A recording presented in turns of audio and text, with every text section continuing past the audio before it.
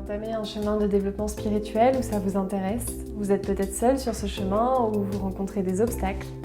Vous êtes au bon endroit, bienvenue dans le podcast Graines d'étoiles qui donne la parole à des personnes qui sont acteurs et actrices de leur vie. Le podcast vise à révéler la graine d'étoile qui sommeille en chacun d'entre nous. Aujourd'hui, j'ai le plaisir de recevoir Christopher Zombo. Donc Chris, merci à toi d'avoir accepté l'invitation. Pour vous le présenter rapidement, il a été speaker et aujourd'hui il se lance comme coach. Il va nous reparler un peu plus de son parcours. Et je l'ai découvert via les réseaux sociaux il y a quelques mois de cela. Et j'ai été assez impressionnée par la façon qu'il a de remettre les choses en question et de se remettre en question avant tout. Qu'on soit d'accord ou pas avec lui, il a cette force. Et donc aujourd'hui, il intervient sur le thème du jour du podcast sur y a-t-il un sens ? C'est une question qu'on me pose beaucoup en fait depuis que j'ai lancé le podcast et c'est une question que je me suis aussi posée à titre personnel. Et donc on va commencer avec la question qui es-tu Chris ? Salut Sarah, merci de m'accueillir dans ce super podcast. La question qui es-tu, j'y ai un peu réfléchi et puis j'ai envie de répondre, je suis une graine d'étoile. Au-delà de ça, je sais pas vraiment qui je suis, pour être honnête. Souvent quand on me pose la question, je réponds j'en sais rien, je ne sais pas, mais peut-être que c'est parce que je m'attache pas à une casquette, ça veut dire que aujourd'hui, je peux être un coach, comme tu l'as dit. Hier, j'étais animateur, speaker, je mettais l'ambiance, ambianceur et tout. Demain, je serai peut-être autre chose. Parfois, je suis un chéri. Parfois, je suis moi, mais être moi, qu'est-ce que ça veut dire? Je sais pas vraiment. C'est moi, quoi. Quelqu'un de souriant, passionné, qui se remet en question, comme tu l'as dit, qui se pose peut-être trop de questions. Mais bon, trop, c'est subjectif, donc je me pose des questions. Et effectivement, ça m'amène à réfléchir sur ce qui se passe, sur ce qui nous entoure, sur qui je suis, sur qu'est-ce que je fais là, etc. Et quand on cherche, on trouve. Donc on finit par trouver ses réponses. Merci. D'ailleurs, je suis en train de réaliser que c'est le seul sujet de podcast pour l'instant qui a une question dans l'intitulé. C'est pour toi. Et deuxième question, un peu passage obligatoire. Quelle est ta définition à toi de la spiritualité ? C'est un peu compliqué de répondre à cette question aujourd'hui parce que c'est un sujet qui m'a énormément intrigué et dans lequel je suis rentré corps et âme parce que j'ai vécu un éveil un peu particulier. C'est-à-dire que, pour la faire courte, je suis allé embrasser un arbre parce que je ressentais une énergie à l'intérieur de mon corps que j'arrivais pas à calmer et je sais pas comment j'ai eu l'idée d'aller embrasser un arbre, mais je savais que si j'y allais, ça me calmerait. J'y suis allé, ça m'a calmé et ça fait redescendre cette tension qu'il y avait dans ma poitrine. Et je suis allé demander à un hypnothérapeute qu'est-ce qui se passe, c'est quoi ce délire? Et il m'a dit, bienvenue parmi nous. Je dis, pardon. Et donc il m'a expliqué ce que c'était un peu la spiritualité, qu'effectivement on choisit de venir sur Terre, tout ça, tout ça. Et au début, je l'ai regardé un peu bizarre, puis en fait ça m'a intrigué de fou, quoi, ça m'a fasciné même.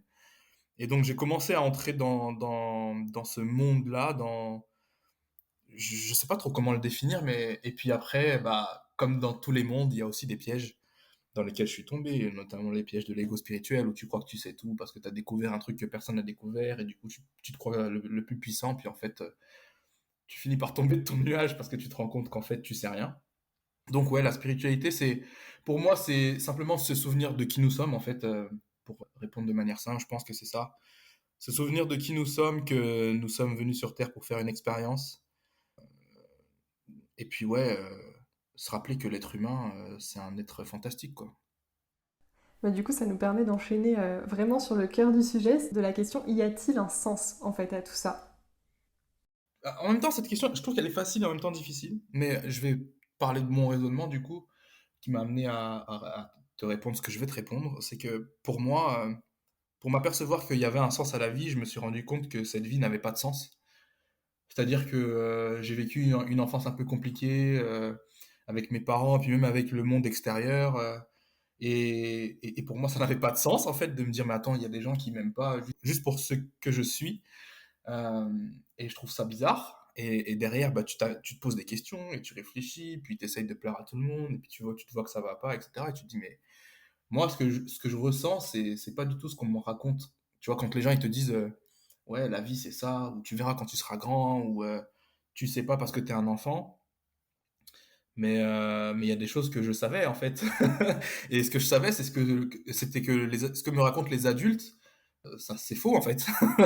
Il y a une autre manière de vivre, il y a une autre manière de penser. Moi, je pense pas comme tout le monde. Comment c'est possible en fait? Et du coup, c'est là où tu commences à te poser des questions. Puis quand tu réfléchis et enfin, tu te laisses un peu porter par la vie, mais sans trop le savoir. Et puis tu te rends compte qu'en fait, tout ce que tu fais, c'est pas anodin. Tu finis par te rendre compte que tes mots ont un sens, que ce que tu fais a un sens, que ça a même un impact sur les personnes autour de toi. Donc, il y a, enfin, moi, ne serait-ce que, enfin, juste l'idée de se dire qu'on vient, on meurt et c'est terminé, il n'y a rien, je me dis, mais c'est pas possible en fait. Enfin, quel intérêt de venir vivre des vies où on souffre, où on se fait du mal, où on est dans des galères pas possibles, pour qu'à la fin, c'est fini en fait. Alors, moi, je suis très vite sorti des dogmes des religions, paradis, tout ça, enfer, bon, j'ai vite compris que c'était des histoires.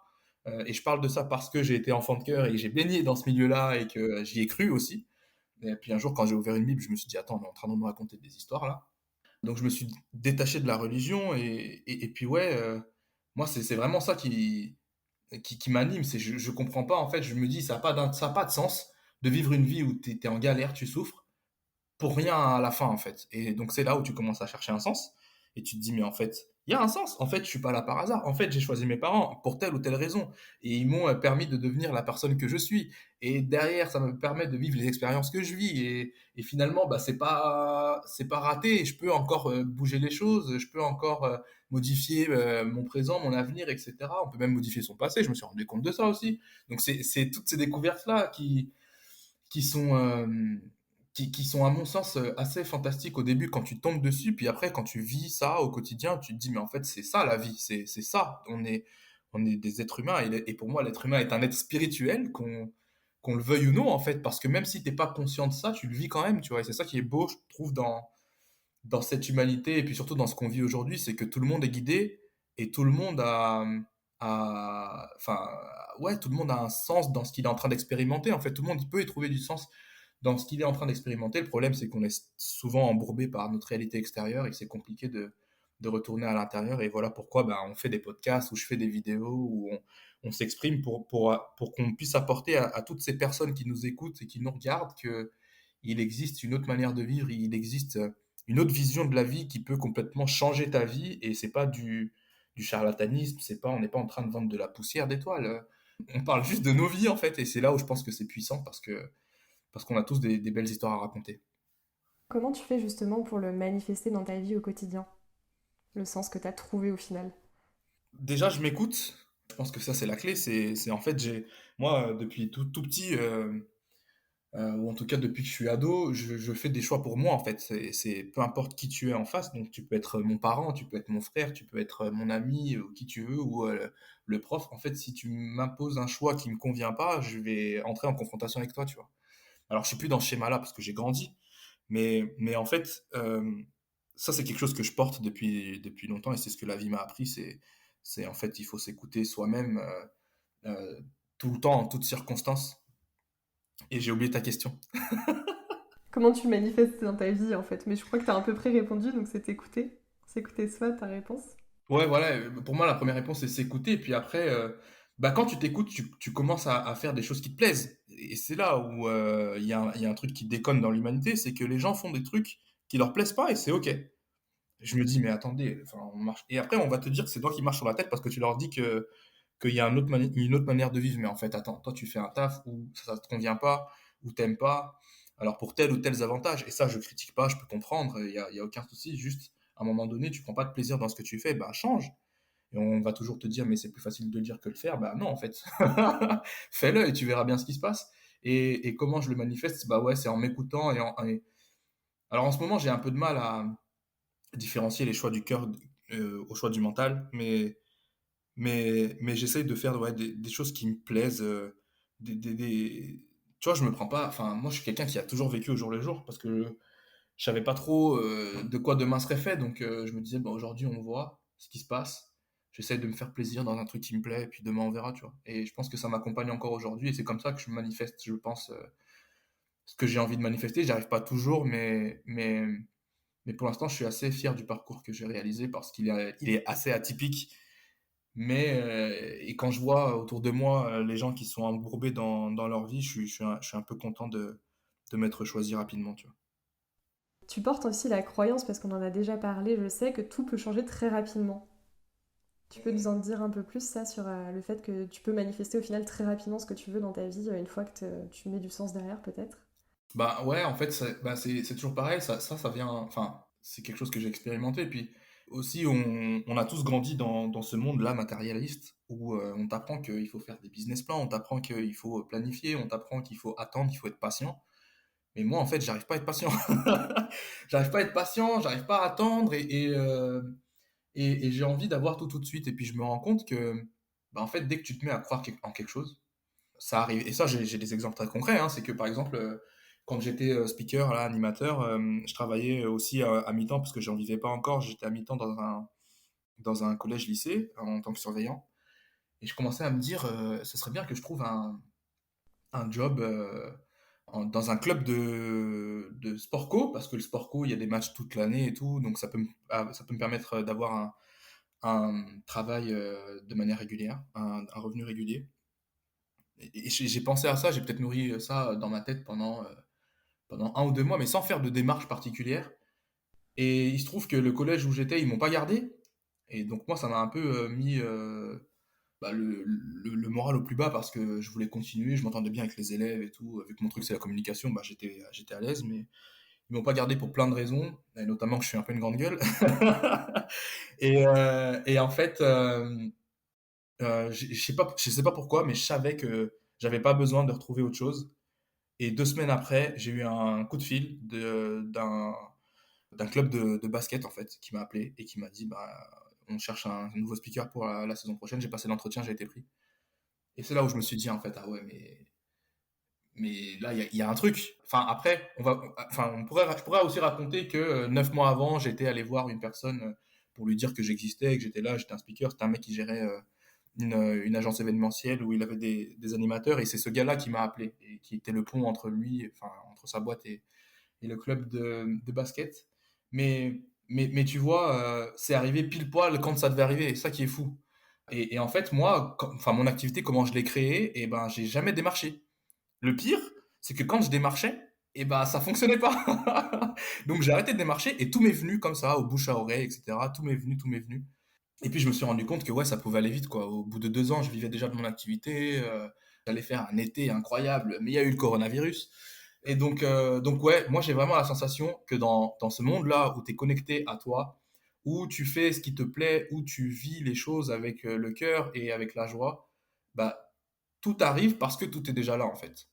Le jour où on se rendra compte que la richesse qu'on recherche à l'extérieur, elle est à l'intérieur de nous, bah on va tous vivre l'immédiateté en fait. Parce que du coup, on va pouvoir manifester bah, qui nous sommes, c'est-à-dire notre richesse, tu vois.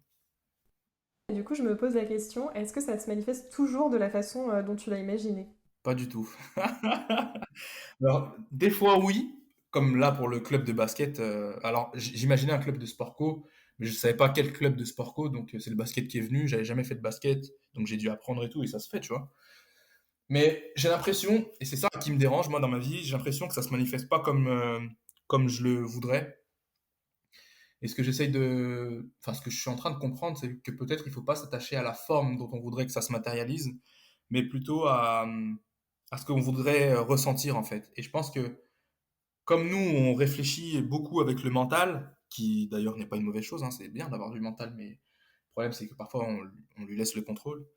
Et en fait, comme on a un mental limité dans cette expérience 3D, là, sur Terre, on a tendance à imaginer des choses qui sont limitées par notre mental et par notre croyance. Et en fait, l'univers étant beaucoup plus intelligent que nous et qui a des croyances qui sont beaucoup moins limitées que les nôtres, il tend à nous apporter souvent des choses qui sont beaucoup plus grandes que ce qu'on pourrait imaginer. Et donc c'est là où je pense que il faut pas s'attacher, à mon sens, à la forme dont on veut, quand on veut quelque chose se matérialise, mais plutôt au ressenti. C'est pas quelque chose que, enfin ça c'est des prises de conscience que j'ai eues récemment, donc je suis pas très à l'aise d'en parler parce que je sais pas forcément si c'est ok, mais j'ai l'impression que je suis en train de tendre vers ça.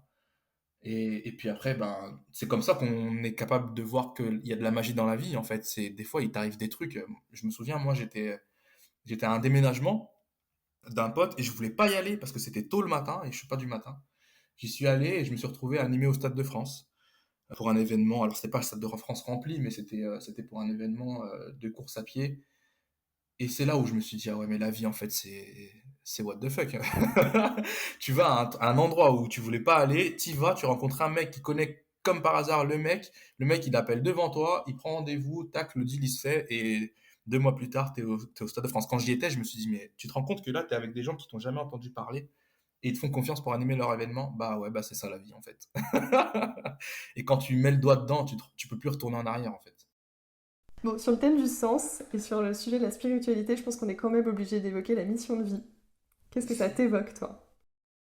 Alors la mission de vie, je vais parler comme je le pense, hein. Je vais te dire que c'est un piège dans lequel je suis tombé, notamment grâce à la numérologie où tu sais, tu calcules avec ta date de naissance, ça te donne un chiffre qui serait ta mission de vie, la route que tu dois emprunter, etc. Et en fait, je me suis rendu compte que, bah en fait, moi, par exemple, avec moi, mes envies, elles changent tout le temps. Donc, je pense que la mission de vie, je sais pas si ça existe vraiment. Je sais pas, je pense qu'il faut pas trop s'y attacher. Je pense que ça peut donner une ligne directrice, parfois, à un moment où on en a besoin, etc., de se dire, et puis des fois les gens vont lire des trucs et puis ça va même pas leur parler, donc tu sais pas jamais vraiment, mais je pense qu'on a toujours les réponses qu'on attend de voir, donc finalement, enfin, c'est peut-être une réponse pour certains, mais je pense surtout que c'est un truc auquel, à mon avis, à mon sens, faut pas s'attacher, parce que le problème de ça, c'est que derrière, bah, tu vas te dire, bah voilà, aujourd'hui je suis coach, et puis toute ma vie je suis coach, et puis le jour où je veux changer, bah, comme j'ai déjà dit que j'étais coach, bah, j'ose pas dire que je suis autre chose, et finalement je reste enfermé dans mon truc. Donc tu vois, je pense que, à mon sens, faut faire attention à ça. Je dis pas que c'est mal, je dis pas que c'est bien, je dis juste que bah, ça peut être bien dans une période de ta vie où tu sais pas trop où tu vas, où tu sais pas trop ce que tu dois faire, et puis ça te donne des indications, comme ça l'a été pour moi, hein. Moi, quand j'ai vu ma mission de vie, etc., ce que j'étais venu faire, bah, j'étais content parce que c'était un peu ce que je ressentais. Tu vois, comme d'habitude, en fait, au fond de nous, on sait tout ça, mais on l'a tellement oublié qu'on est obligé d'utiliser des ustensiles ou des outils extérieurs pour nous le rappeler. Mais d'un côté, ça peut aussi faire peur, en fait, quand tu prends conscience que bah, tu as un destin, on te dit oui, il faut que tu fasses des grandes choses, etc., truc bidule, bah, c'est se rajouter une pression qui peut t'empêcher du coup de réaliser ce que tu veux faire, parce que ça fait peur en fait. Euh, Prendre la parole en public, ça peut faire peur. Se lancer dans son projet, ça peut faire peur. Et puis finalement, il y a plein de gens qui passent à côté toute une vie, hein, de ça, parce que tu veux le faire, puis tu n'oses pas le faire, et puis tu le fais pas, et puis tu as déjà 60 balais, c'est fini, et puis tu te dis, je vais pas le faire à stage. Donc tu vois, je pense que c'est un peu confus ce que je raconte, parce que c'est un peu comme ça l'est dans ma tête à propos de la mission de vie. C'est que ouais, ça peut être bien, mais je pense qu'il faut pas trop s'y attacher, quoi. Faut juste faire des choses qui nous plaisent. Et puis aujourd'hui, t'es ébéniste, demain t'es coiffeur. Puis après, t'as envie de tondre la pelouse, tu tonds la pelouse et c'est ok, tu vois. Tu parles beaucoup des pièges dans lesquels t'es tombé, que ce soit l'ego spirituel, la mission de vie. T'as quand même une grosse capacité de remise en question, du coup, une grosse prise de recul par rapport à ça. Comment tu fais concrètement? Ben moi, j'aime pas rester dans un truc dans lequel je suis enfermé. Je suis pas claustro, mais en fait, à partir du moment où tu comprends que tu es créateur de ta vie, tout ce qui t'arrive, c'est toi qui le crée. Donc si je crée tout ce qui m'arrive, si je crée ma vie, mon environnement et tout, c'est bien que je suis capable de le modifier. Donc, à partir de ce constat, je peux plus blâmer l'extérieur pour quoi que ce soit qui m'arrive dans ma vie. Donc en fait, c'est comme ça moi que je me remets en question, c'est que quand il y a une embrouille, par exemple, bah je me dis pas que c'est la faute de l'autre. Je me dis, ben comment j'ai fait, qu'est-ce que j'ai dit. Alors c'est pas toujours évident, hein. Je suis pas en train de dire que je suis un saint et tout, hein, que j'arrive tout le temps. J'ai obtenu cette capacité simplement en prenant le temps de m'observer beaucoup, beaucoup. Ouais, j'aime bien en fait. Je pense que j'aime bien me remettre en question. J'aime bien penser que rien n'est acquis. J'aime bien penser que je peux tout modifier, tout changer. C'est des croyances qui me font du bien. Et en fait, bah, j'ai pas peur de me tromper. Tu vois, bah, parce que je me suis déjà trompé dans ma vie et puis je suis encore en vie, donc c'est que ça va. C'est qu'on est capable de vivre un échec. Tu vois, c'est juste une émotion. L'émotion, bon, on la vit et puis derrière, ça passe quoi. Je suis sûr que toutes les personnes qui écouteront ce podcast, bah, il suffit de regarder dans sa vie, de voir qu'on a déjà échoué. Comment ça s'est passé? Bah, ça s'est mal passé, mais est-ce que t'es sorti de ce truc? Bah oui. Bah voilà, en fait. Ouais, j'avance comme ça, en fait. Alors, je sais pas si c'est une qualité, parce que le problème, c'est que alors moi, je suis très extrême, je suis un peu taureau et du coup, je suis un peu têtu. Et du coup, je vais toujours dans les limites du truc, quoi. C'est que je me pose trop de questions, quoi. Je me remets peut-être trop en question. Et ça a l'effet inverse derrière. C'est que des fois, t'es bien, puis tu vas te dire peut-être que je suis trop bien, mais attends, tu délires là. Donc tu vois, c'est bien, c'est toujours pareil. En fait, je pense que c'est ça la danse de la vie, c'est qu'il faut trouver l'équilibre. On est toujours sur un fil et il faut trouver ouais, l'équilibre. Mais ouais, mais j'avoue que j'aime bien me remettre en question parce que ouais, ça fait du bien. Et puis rien n'est acquis dans cette vie ou pas. Enfin, j'en sais rien, je sais pas. En tout cas, pour ceux qui ne le connaissent pas encore, qui ne le suivent pas encore sur Instagram ou sur YouTube, tu te remets vachement en question, même publiquement. Et ça, c'est assez rare quand même pour être souligné. Ouais, mais c'est important pour moi, en fait, notamment sur les réseaux, de me montrer tel que je suis parce que moi, j'ai créé le contenu que je voulais voir, en fait. J'ai créé le contenu, en fait, je voulais voir des gens qui s'expriment, mais aussi quand ça va pas, en fait. Donc, bah, tu peux voir, il y a des vidéos où je pleure, hein. Et en fait, pour moi, c'est important d'arrêter de nous faire croire que quand tu es Instagrammeur, quand tu es influenceur, quand tu es YouTubeur, tout va bien dans ta vie. C'est pas vrai. On est des êtres humains et il y a des fois où ça va pas. Alors, je dis pas qu'il faut faire du drama et buzzer là-dessus, etc. Après, chacun fait ce qu'il veut, mais ce que je veux dire par là, c'est que, ouais, en fait, hier j'ai dit ça, aujourd'hui je me suis rendu compte que je me suis trompé, bah, j'en parle avec vous. Et c'est OK. En fait, après, c'est aussi parce que j'ai plus peur du regard des autres. J'ai pas peur qu'on me juge parce que bah, c'est ça, c'est pareil, c'est la vie qui m'a appris ça. Moi, j'en ai toujours eu rien à foutre du regard des autres parce que j'ai compris que ça m'influençait trop en fait. Donc moi, je suis toujours là, je m'en fous de ce que tu penses. Alors en fait, c'est pas vrai, je m'en fous pas, c'est juste que ce que tu penses, ça m'atteint pas en fait. Ça va pas m'influencer ça va pas influencer mon état d'esprit, mon état d'être et tout. Donc si tu me veux du mal et si tu veux me blesser, bah c'est ton problème en fait. Reste avec ça, moi j'avance. Et en fait c'est ça qui me pousse à ouais à pas avoir peur de dire que bah là je me suis trompé, là j'ai pas fait bien. Bah je suis entier en fait, je suis entier, authentique et bah voilà ouais j'ai créé le contenu que je voulais voir quoi. Et est-ce qu'il te reste des défis, des choses aujourd'hui où tu sais que tu t'y confrontes un peu? Le dernier défi là dans lequel je suis c'est l'argent. Je ressens que bah, c'est comme tout en fait, comme tout le reste, comme j'ai un peu débloqué tout, bah, j'ai tout débloqué. C'est comme si j'ai joué à un jeu vidéo, j'ai débloqué tous les niveaux, il me reste le niveau de l'argent. Moi, je ressens qu'il y a d'autres manières de gagner de l'argent, il y a d'autres manières de créer sa vie, il y a d'autres manières bah, d'agir au quotidien pour gagner de l'argent. Tu vois, notamment tous ces codes-là du mérite. Pour gagner de l'argent, il faut le mériter, il faut travailler dur à la sueur de son front. Bah, c'est pas vrai en fait. Parce que tous les gens qui travaillent dur aujourd'hui sont pas millionnaires, hein. Donc ça se saurait si il faut travailler dur pour gagner plein d'argent. Donc voilà, en fait, je vois en fait qu'il y a tout un autre paradigme qui s'ouvre et ça, c'est lié à ce que je disais tout à l'heure où, bah, en fait, on est richissime à l'intérieur, c'est juste qu'on n'en a pas conscience et le jour où on en aura conscience où on le verra, eh bien, c'est là où on aura accès à toute cette richesse extérieure aussi. Alors, tu vois, en le disant là dans le podcast, je me dis bah, peut-être que j'en suis pas conscient pleinement, tu vois, que je suis riche à l'intérieur. Et ouais, c'est le dernier sujet sur lequel, enfin, que j'aimerais débloquer parce que faut pas se le cacher, on vit quand même dans un monde 3D où l'argent, ça fait du bien, quoi. L'argent, tu peux faire plein de trucs avec l'argent. Et ouais, j'ai envie de me libérer de ça pour pouvoir bah, encore plus mener mes projets à bien. Et puis après, c'est ça aussi que j'aime bien chez moi, c'est que même si, euh, même si j'ai pas les conditions optimales pour faire ce que j'ai envie de faire, bah, je le fais quand même. Et je pense que c'est ça ma force, tu vois, c'est que je réfléchis pas à 150 ans, tu vois. On a fait un live ensemble il y a quelques heures. Ce live, je l'ai pensé il y a 3 jours, ben je l'ai fait 3 jours après. En fait, tu vois, et les idées restent jamais dans ma tête. Moi, j'aime bien matérialiser les choses, j'aime bien voir les choses. Et il y a encore, ouais, ce sujet où ça bloque un peu, mais je pense que ça va se défaire. En tout cas, j'ai bon espoir que je réussisse. Je te le souhaite.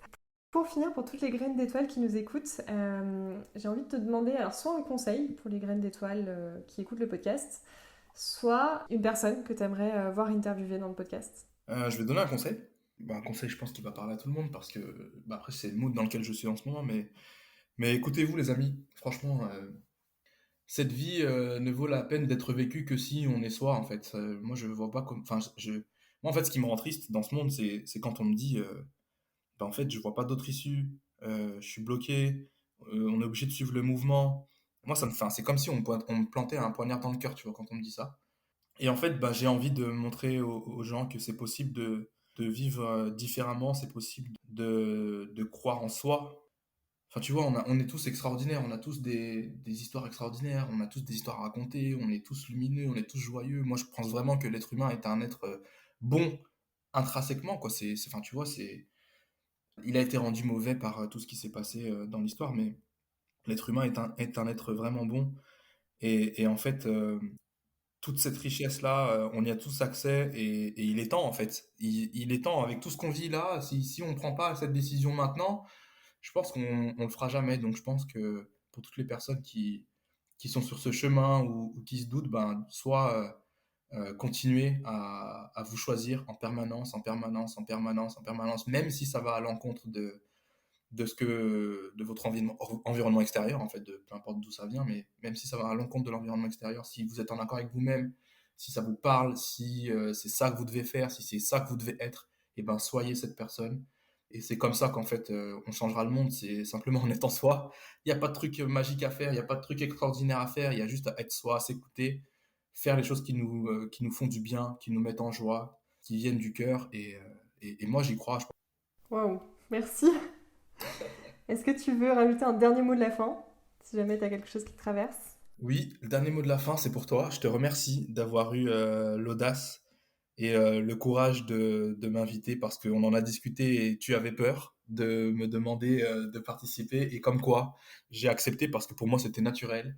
Et bah voilà, si ça peut donner aussi l'élan à d'autres personnes qui ont envie de créer un podcast, d'interviewer des gens, des personnes qui vous inspirent ou des personnes qui sont autour de vous, etc. Faites-le parce je pense qu'on a besoin plus que jamais d'initiatives comme celle-là pour bah, justement apporter cette vision d'un monde différent qu'on nous apprend pas à l'école. Donc je te remercie de m'avoir l'opportunité de discuter de ça dans ce super podcast et puis je te souhaite le meilleur pour la suite et je fais un bisou à toutes les personnes qui nous écouteront aussi. En tout cas, c'était avec grand plaisir. Merci à toi d'avoir partagé ça, partagé ta vision du monde. Merci à tous ceux qui nous écoutent. N'hésitez pas à nous faire un retour, à partager ça sur les réseaux, à faire des commentaires aussi si vous le souhaitez. Et puis on se retrouve très vite pour la suite du podcast Graines d'étoiles.